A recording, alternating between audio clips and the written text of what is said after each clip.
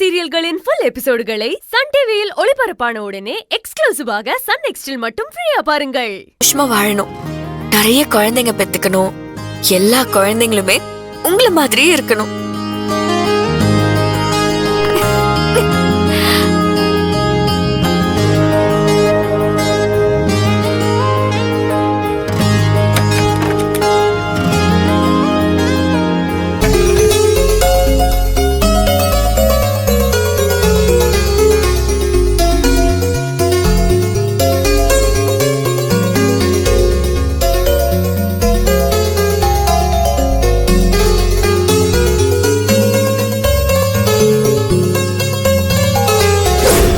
உங்களோட குறும்புத்தனம், சுட்டித்தனம், உங்களோட வெகுளித்தனம் எனக்கு ரொம்ப ரொம்ப பிடிச்சிருக்கு. உனக்குள்ள இவ்வளவு ஆசையை வச்சுக்கிட்டு எதுக்கு செல்வி என்கிட்ட இப்படி வெளிவேஷம் போடுற? என்னால உன்னை புரிஞ்சிக்கவே முடியல.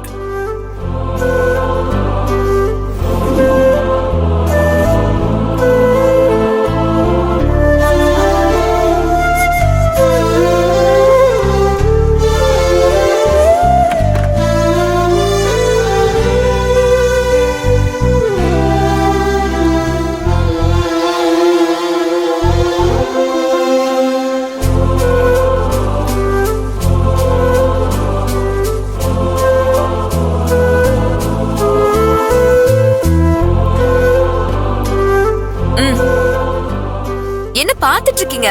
காஃபி எடுங்க, எனக்கு நிறைய வேலை இருக்கு. சரிங்க.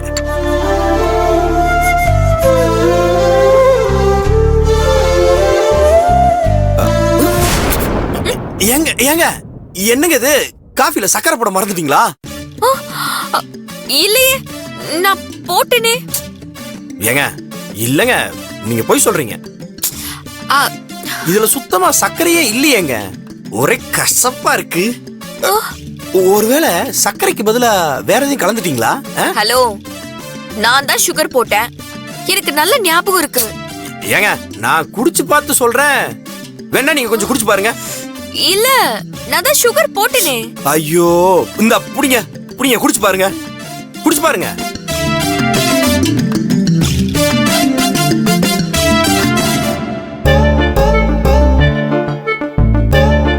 ஹலோ, இதுல கரெக்டா சுகர் இருக்கு.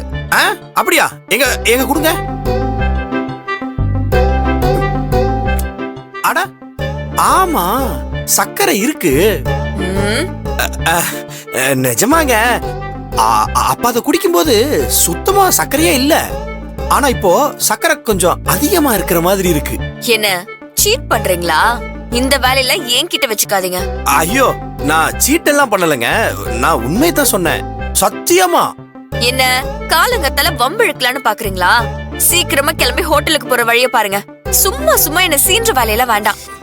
எதுவா இருந்தாலும் கொஞ்சம் டிஸ்டன்ஸ் மெயின்டைன் பண்ணுங்க. ஏங்க சும்மா நடிக்காதீங்க, நீங்க நடிக்கிறீங்கன்னு எனக்கு பச்சையா தெரியுது. என்னது, நான் நடிக்கிறேனா? நான் ஏன் நடிக்க போறேன்? எனக்கு நடிக்கலாம் தெரியாது. சும்மா ஏதாவது சொல்லணும்னு சொல்லி உளறிட்டு இருக்காதீங்க. சீக்கிரம் காஃபி குடிச்சிட்டு கப்ப கொடுங்க, நான் போறேன்.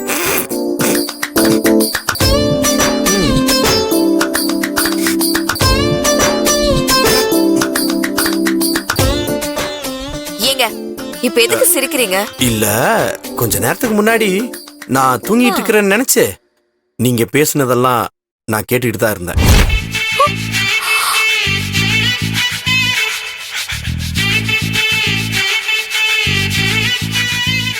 என்னங்க மாட்டிக்கிட்டோம்னு யோசிக்கிறீங்களா? நான் ஏன் அப்படி யோசிக்கணும்? அதெல்லாம் ஒண்ணு இல்ல. ஏங்க என் மேல இவ்வளவு அன்பு வச்சிருக்கீங்க, நம்ம 2 பேரும் சேர்ந்து சந்தோஷமா வாழணும்னு மனசுக்குள்ள பெரிய கோட்டையே கட்டி வச்சிருக்கீங்க.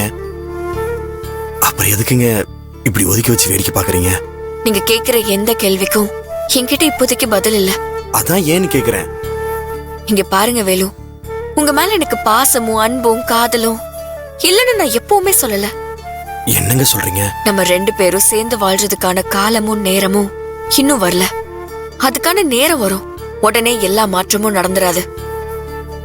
அது வரைக்கும் நாம கொஞ்சம் காத்திருந்ததா ஆகணும். என்னங்க நீங்க, இனிமேல் என்னங்க காலம் வரணும்?